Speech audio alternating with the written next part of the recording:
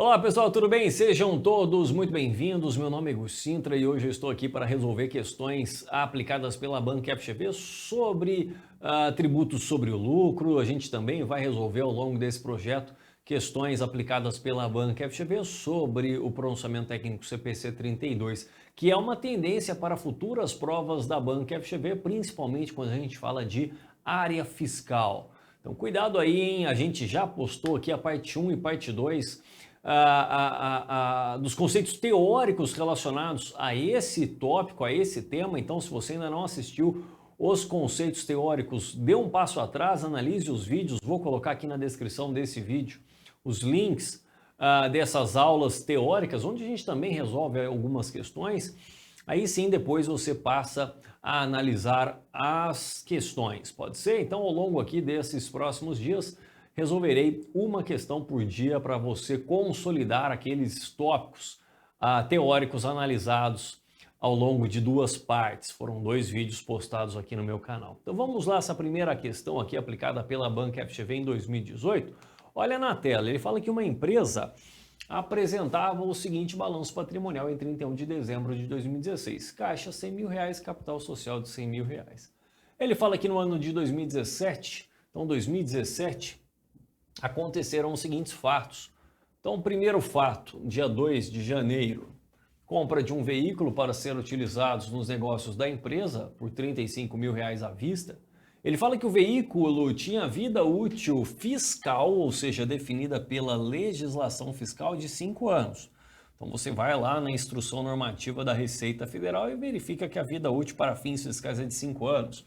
No entanto, a empresa esperava utilizá-lo durante 7 anos e doá-lo, ou seja, a vida útil para a contabilidade é de 7 anos, valor residual é 0. Ou seja, há uma divergência entre a vida útil fiscal e a vida útil estimada pela contabilidade. Ele fala que a empresa utiliza o método da linha reta para depreciar os seus ativos imobilizados. Ele fala que no dia 1/10 houve reconhecimento de uma provisão para contingências de uma causa na justiça no valor de R$15 mil. Ele fala que em 31 de dezembro houve o reconhecimento da receita de serviços do ano no valor de R$80 mil e diz que o custo desses serviços prestados foram de R$40 mil.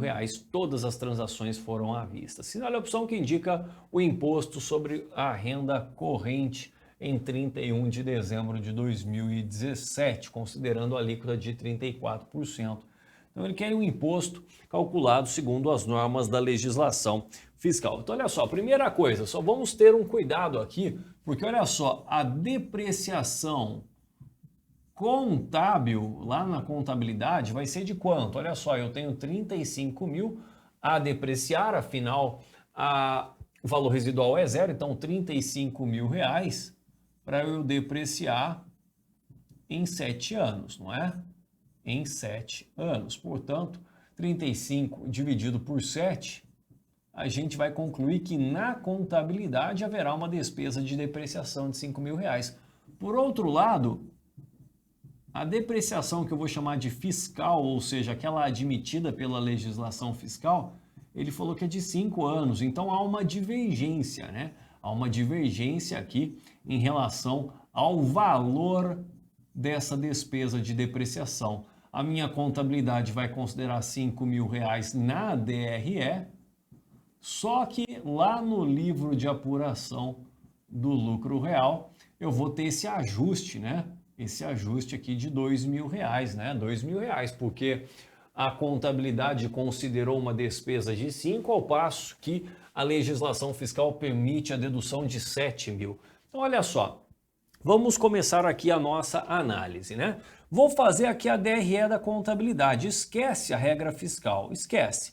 Vamos pensar na contabilidade. Então, lá na DRE da contabilidade, a gente vai ter aqui, olha, receita de quanto? Receita de 80 mil, receita de serviços, 80 mil reais. Ele falou que o custo dos serviços prestados foram de 40 mil reais. Então, 40 mil reais aqui de custos dos serviços prestados. E com isso a gente chega no conceito de lucro bruto, 40 mil reais. Aí eu vou considerar essas despesas operacionais. Então, por exemplo, lá na contabilidade houve o lançamento de uma depreciação de quanto? Lá na DRE, R$ 5.000, não é? R$ 5.000. O que mais que eu tive na contabilidade? Eu tive aqui, olha, o reconhecimento de uma provisão. Uma provisão de 15 mil. Lembra que na Constituição eu vou debitar a despesa e vou creditar a provisão no passivo? Então, menos aqui a despesa relativa à provisão, R$ 15.000. O que mais que eu tenho? Não tenho mais nada, né? Não tenho mais nenhuma informação aqui. Portanto, a gente chegaria aqui no lucro antes do imposto de renda, 40 menos 20, R$ 20.000. Então, esse é o lucro contábil, né? Aí o que vai acontecer? A empresa vai lá no seu livro de apuração do lucro real para chegar na base de cálculo, né, do imposto de renda, ou seja, no lucro real. Então a gente vai partir aqui do lucro antes do imposto de renda, o lucro contábil, R$ 20.000. Eu vou fazer aqui alguns ajustes, né? O primeiro ajuste que eu vou fazer vai ser uma exclusão. Por que eu vou fazer uma exclusão? Olha só que interessante, a contabilidade, ela considerou uma despesa de depreciação de 5, mas a gente viu que as regras fiscais admitem deduzir R$ 7.000 a título de despesa de depreciação. Então essa diferença de R$ 2.000 vai servir como uma exclusão, vai diminuir a base de cálculo do imposto, R$ 2.000. Olha só, estou excluindo esse valor, essa diferença aqui, olha, essa diferença aqui de R$ 2.000, estou aproveitando que a legislação fiscal me permite lançar uma despesa de depreciação de R$ 7.000. Então, por isso que foi uma exclusão. Por outro lado, eu vou ter uma adição aqui. Por que eu tenho uma adição aqui? Ora, porque lembra que a provisão, ela é uma despesa que não é dedutível no momento da constituição, e sim no momento da efetiva perda. É o que a gente chama de uma diferença temporária. Até vai ser dedutível, mas não agora. Não no ano em que ela foi constituída em 2017. Lá no futuro, por exemplo, 2018, 2019, enfim, quando ocorrer a efetiva perda, aí sim a legislação do imposto de renda fala, opa, agora você consegue deduzir esse valor da base de cálculo do imposto, percebe? Então é uma adição. É uma adição nesse momento, porque entrou negativamente aqui na minha DRE, e a legislação do imposto de renda fala, não, você não vai considerar isso como uma dedução. Isso aqui é indedutível, Portanto, veja que eu chego aqui, olha, no lucro real. Se quiser chamar de lucro, a base de cálculo do imposto de renda, enfim, é o lucro real. 20 mais 15, 35 menos 2, R$ 33.000. Então, R$ 33.000 é a base de cálculo do nosso imposto de renda. E agora ficou fácil, porque ele quer o imposto corrente, né? Olha lá, o IR corrente. Veja que nessa questão, a gente não vai ficar preocupado com o cálculo do IR normal, alíquota de 15%, e o IR adicional 10% sobre aquilo que excede a R$ 20.000 por mês. Não. A gente já vai aplicar 34%, que inclusive já está considerando a própria contribuição social sobre o lucro líquido ali. Então a gente faz o cálculo direto, 34% vezes R$ 33.000. Então, o que ele chama aí de IR corrente, 34 vezes 33.000 dá 11.220. 11.220. Então, qual que é o lançamento contábil disso aqui? A empresa vai debitar uma despesa com o IR corrente, olha lá, afetando o resultado, e vai creditar o quê? O IR a recolher, né? Ou IR a pagar lá no passivo circulante. Então vamos lá, 11.220, alternativa C, é o nosso gabarito.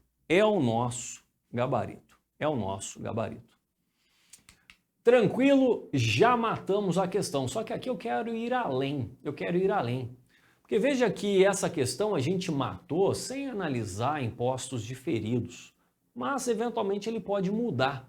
Por exemplo, se ele pedir aqui qual que vai ser o lucro desse exercício, algo que já foi cobrado em provas da FGV, né? Ele quer o lucro líquido do exercício. Lembra que aqui a gente parou a análise no lucro antes do imposto de renda, teríamos que considerar ainda a despesa com IR corrente, eventualmente a gente tem despesa ou receita com IR diferido. Então vamos fazer a análise, a gente tem aqui dois impostos diferidos, né? Em função de diferenças temporárias. Primeiro é uma diferença temporária, o que? Tributável. Tributável, relacionada aqui à diferença da depreciação. Eu lancei na minha contabilidade uma despesa de depreciação de R$5.000, né? R$5.000, e a depreciação fiscal foi de 7. Então veja que para a legislação fiscal, essa diferença de 2, ao lançar negativamente com a despesa a depreciação fiscal de R$7.000, eu deixei de tributar esses R$2.000 em relação à contabilidade. Vou tributar no futuro. Vou tributar isso no futuro. Então, uma diferença temporária tributável. Diferença temporária tributável. Isso aqui vai gerar um ativo ou um passivo diferido? Sempre que você tem dúvida em relação a isso, lembra do macete que eu falei para você. Se você quiser memorizar, tudo bem, você pode memorizar, mas está em dúvida? Faça o seguinte, pense, olha só, vamos pensar. Lembra lá, olha, pensa, por exemplo, numa DRE lá na contabilidade. Onde você tem, por exemplo, um lucro aqui, ó, de R$100.000, R$100.000. Então o lucro aqui, olha, é de R$100.000, desse tamanho aqui, beleza? R$100.000 lá na contabilidade. E lá no livro de apuração do lucro real, no LALU, qual que vai ser esse mesmo lucro do período, né? Considerando que há uma divergência. Lembra que aqui na contabilidade eu lancei 5.000 de despesa de depreciação, só que para a legislação fiscal eu lancei 7. Então veja que o lucro não vai ser de 100, vai ser 2.000 a menos, vai ser 98, não é? Vai ser 98. Então olha só, o lucro fiscal foi menor aqui, olha, 98, né? Deixa eu colocar aqui dentro para que fique mais fácil. Então isso aqui é um macetinho que eu te dou.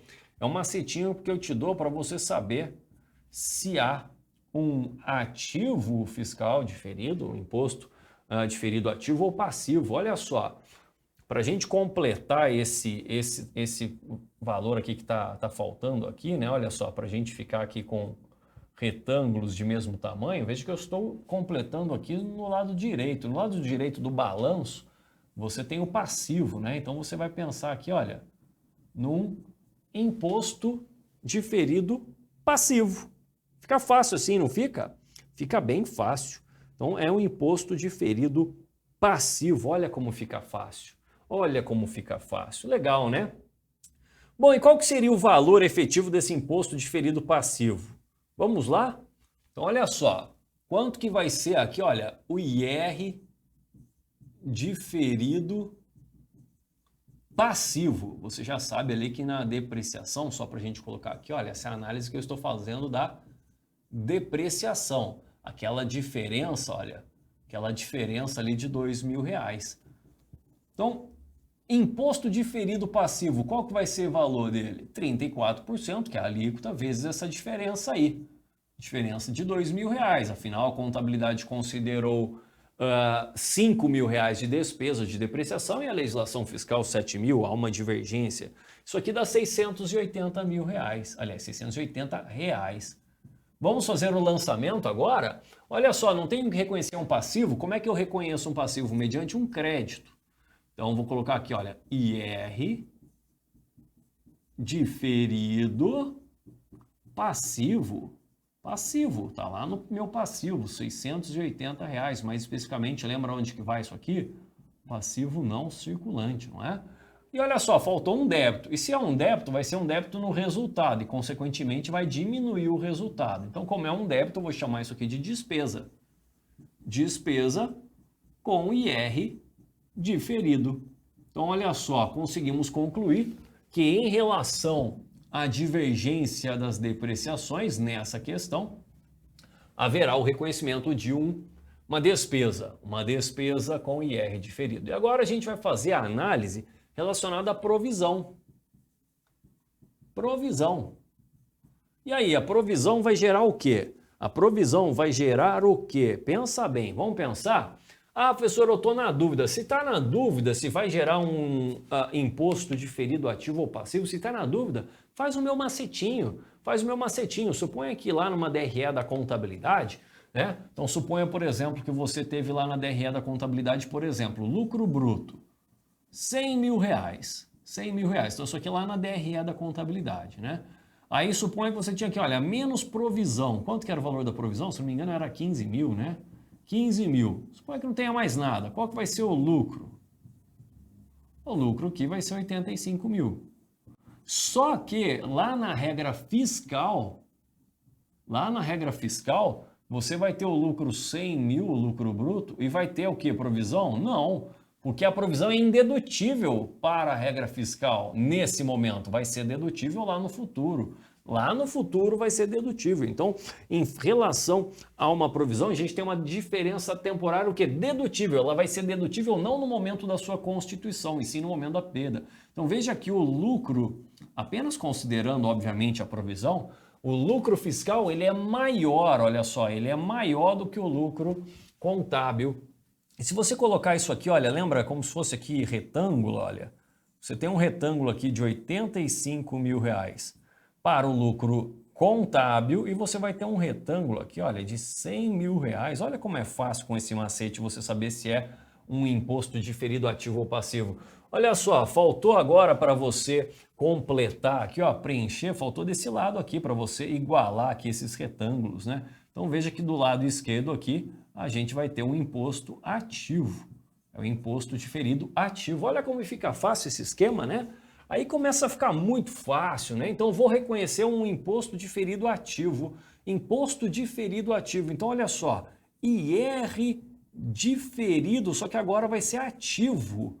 Ativo, por quê? Porque é uma diferença temporária dedutível. Eu vou ter o direito de deduzir esse valor no futuro, percebe? Ativo. Então olha lá, qual que vai ser o valor? Vai ser de 34%, que é a alíquota do imposto, vezes o valor da provisão, que se não me engano era 15 mil, deixa eu confirmar aqui. 15 mil, olha lá, 15 mil o valor da provisão. Então vezes 15 mil. 15 mil, quanto que dá? 34% vezes 15 mil é R$5.100, né? R$5.100. Esse é o valor, então, do imposto diferido ativo. Se é o imposto diferido ativo, eu vou debitar, então, IR diferido ativo. Estou reconhecendo esse valor no meu ativo, mais especificamente no ativo não circulante realizável a longo prazo, e sobrou um crédito, né? Se é um crédito, olha só o resultado será afetado positivamente. Então vou chamar isso de receita. Receita com IR diferido. Show de bola, hein? Assim fica bem fácil, né? Ou seja, se a questão tivesse te pedido o lucro líquido do exercício, o que a gente faria? Se ela tivesse, ela não pediu, hein?